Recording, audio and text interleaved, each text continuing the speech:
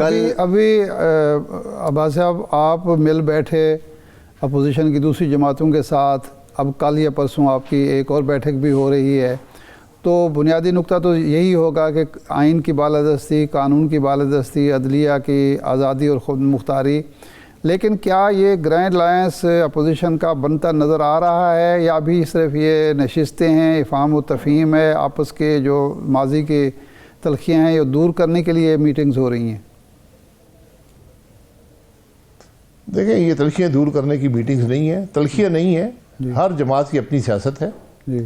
جماعتوں کے آپس میں تحفظات بھی ہیں، اختلافات بھی ہیں، آپس میں الیکشن بھی لڑتے ہیں جو پارلیمان میں ہیں. یہاں پر کوشش یہ ہے، اور یہ کوئی گرینڈ اپوزیشن الائنس نہیں ہے، یہ کوشش یہ ہے کہ باقی جو معاملات ہیں جو متنازع ہیں یا جس پہ اختلافات ہیں وہ ایک طرف رکھ کے ان باتوں پر جس پر اتفاق ہو سکتا ہے، مثلا آئین کی بالادستی، رول آف لا، ملک کے ایشوز، ملک کے عوام کی فلاح، ملک کے معاملات کا حل، اس پر اتفاق کر کے کم از کم اپوزیشن جو ہے ملک کی وہ تو کام کر سکے. پچھلے ایک سال میں ملک کی حکومت نے کوئی کام نہیں کیا، ایک ناکامی کی داستان ہے. لیکن بدقسمتی سے ملک کی اپوزیشن نے بھی کوئی کام نہیں کیا، اپنا رول ادا نہیں کیا. تو ہماری یہ کوشش ہے کہ کم از کم اپوزیشن تو اپنا رول جو ملک کے مفاد میں ہو وہ ادا کر سکے. اس کے لیے ہم ایک کوشش کر رہے ہیں، میٹنگ دا مائنڈ سمجھ لیں.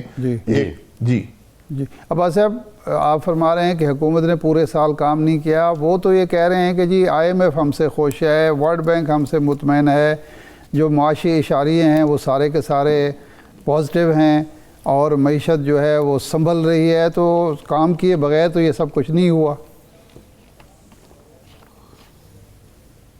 یہ تو ان کی سوچ ہے نا، مجھے اس سے اختلاف ہے. جس ملک کے اندر گروتھ نہ ہو، منفی گروتھ ہے آپ کی معیشت کی، اس کو آپ کامیابی کی داستان کہیں گے؟ جس میں روزگار نوجوان کو مہیا نہ ہو وہ کامیابی کی داستان ہے. جہاں پر کاروبار گھٹ رہا ہو وہ کامیابی کی داستان ہے. جہاں پر لوگ ملک سے بھاگ رہے ہوں وہ کامیابی کی داستان ہوتی ہے. تو کسی خام خیالی میں نہ رہیں. ہمارے ملک کو بے پناہ مشکلات ہیں. آج ایک پالیسی حکومت کی بتا دیں جس سے ملک کے اندر کوئی بہتری لائی ہو، کوئی ایک فیصلہ کیا حکومت نے، کسی ایک مسئلے کو حل کیا ہو. تو یہ اپنے آپ کو بیوقوف مت بنائیں. آج ملک آپ سے نہیں چل رہا، ملک کے اندر انتشار ہے. سیکیورٹی سچویشن دیکھ لیں، آپ معیشت کو دیکھ لیں، آپ نوجوان کو دیکھ لیں، آپ ملک میں کرپشن کو دیکھ لیں، آپ ملک میں لا اینڈ آرڈر کو دیکھ لیں. آپ کرکٹ کو دیکھ لیں، چلیں باقی چھوڑیں، کرکٹ کو دیکھ لیں. جو حال کرکٹ کا ہے وہی حال ملک کا ہے. جی تو کرکٹ کامیاب ہے. اچھا بھائی صاحب، بات یہ ہے کہ آپ 26ویں آئینی ترمیم پہ آپ کے ریزرویشنز ہیں. آئین کی بالادستی سب کا بنیادی نقطہ ہے، لیکن مولانا فضل الرحمان صاحب 26ویں آئینی ترمیم جب یہ ہو رہی تھی تو اس کا ساتھ دینے والوں میں تھے. ان کے ساتھ مل کے جو الائنس ہوگا وہ اس کے خلاف تحریک چلائے گا. کیا یہ تضاد نہیں ہے؟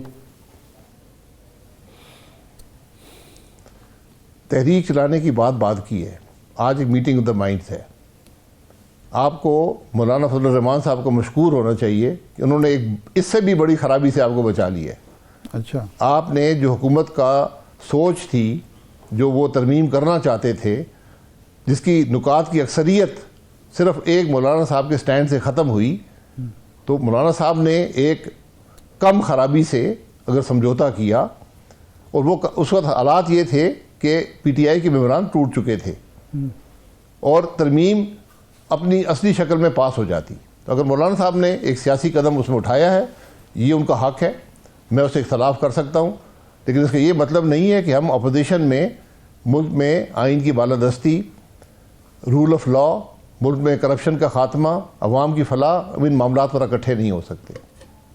اس صورتحال کا آپ کے ذہن میں حل کیا ہے؟ جو آپ نے اپوزیشن کی میٹنگ میں، جو میٹنگ آف دی مائنڈ جو ہے، اس میں بھی تو کچھ نکات آپ کے ذہن میں ہوں گے کہ یہ چیزیں ہم کریں تو صورتحال کو بدلا جا سکتا ہے، صورتحال بہتر کی جا سکتی ہے، حکومت کو مجبور کیا جا سکتا ہے. وہ ایک دو پوائنٹ کون سے ہیں جو اپوزیشن جس پر متحد ہو، جس پر جدوجہد کرے تو ملک کی صورتحال کو ریورس کیا جا سکتا ہے، جو خرابی بڑھتی جا رہی ہے وہ کم کی جا سکتی ہے؟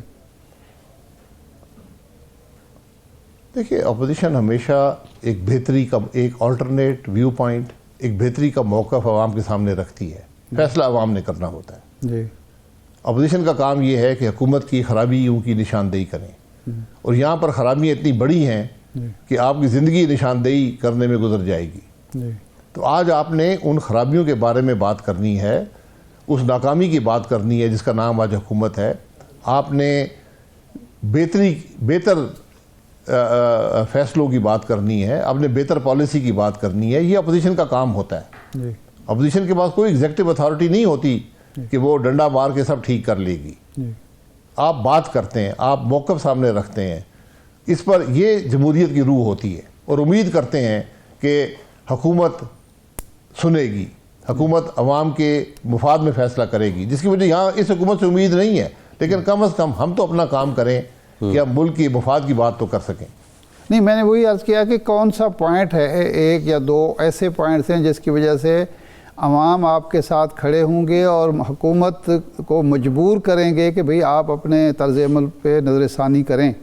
8 فروری کو عوام نے اپنا ایک فیصلہ ان کو سنایا، وہ کسی نے نہیں مانا، انہوں نے کہا جی کوئی فرق نہیں پڑتا ہے اس سے۔ جی تو بنیاد کیا ہے سارے بات کی؟ جی آج عوام کی جو تکالیف ہیں اس کی ایک بڑی واضح بنیاد ہے، جی ہم اسی کی بات کر رہے ہیں، اس کا نام ہے آئین کی بالادستی، قانون کی حکمرانی۔ آپ پاکستان کے کسی مسئلے کو لے لیں، اس کی جڑ آپ اس معاملے میں دیکھیں گے۔ تو یہ جب تک آپ بات نہیں کریں گے، یہ جو تعلق ہے ملک کے آئین کا اور عوام کی تکلیف کا، اس کو آپ عوام کے سامنے نہیں رکھیں گے، ان کو یہ نہیں بتا سکیں گے کہ آپ کی جو آج زندگی مشکل ہے اس کی بنیاد آئین سے انحراف ہے، اس کی بنیاد الیکشن کی چوری میں ہے، اس کی بنیاد قانون کی حکمرانی سے انحراف میں ہے۔ آذربائیجان صحیح ہے۔ اب بھائی صاحب، پرائم منسٹر پہلے آذربائیجان تھے، آج ازبکستان پہنچے ہیں۔ سننے میں آ رہا ہے جو معاہدے ہوئے ہیں کہ پاکستان ان ممالک سے انرجی گیس لے گا، آپ کیا سمجھتے ہیں کتنا پوٹینشل ہے اور پاکستان کے لیے کتنا آسان ہے؟ اور قطر سے اور دیگر جو ہم LNG لے رہے ہیں، امپورٹ کر رہے ہیں، اس کی نسبت کتنی کاسٹ افیکٹو ہوگی یہ؟ سر یہ مجھے نہ ہی میں کچھ کہوں تو بہتر ہوگا۔ نہیں، وہ ظاہر ہے قطر والا جب بات آتی ہے تو obviously وہ معاہدے آپ کے credentials کچھ میں تو کہیے کہ لوگ کہتے ہیں، آپ تو کہیں نا ایکسپرٹ ہیں۔ سر کچھ کو کیا کہیے، میں یہی کہہ رہا ہوں، جس حکومت کو کسی بات کی سمجھ نہیں ہے وہ جا کے MOU ہر جگہ سائن کرتے پھرتے ہیں۔ کوئی یہاں آتا ہے MOU سائن کر لیتے، تو MOU سارا یہ پاکستان کے عوام کو بتا دیں کتنے MOU آپ نے سائن کیے ہیں، کتنوں پہ عمل درآمد ہوا ہے، کتنا پاکستان کا فائدہ ہوا ہے، کون سا مسئلہ آپ کا حل ہو گیا ہے۔ آج حکومت کے بس کی یہ باتیں نہیں ہیں۔ آج پرائیویٹ سیکٹر کو اجازت دیں کہ وہ LNG امپورٹ کرے، وہ انرجی کا مسئلہ خود حل کرے، حکومت فیسیلیٹیٹ کرے۔ آج یہ انرجی کے مسئلے کا حل ہے۔ یہ آپ جا کے الٹے سیدھے معاہدے جو ہر جگہ کرتے پھرتے ہیں، ان کی کوئی حقیقت نہیں ہے۔ نہیں، ویسے آپ کیا سمجھتے ہیں، آپ کی اسٹڈی کیا ہے کہ کاسٹ افیکٹو کتنی ہوگی، کس حد تک ہوگی، جو آلریڈی معاہدے پہلے کیے گئے حکومت کی طرف سے ان میں؟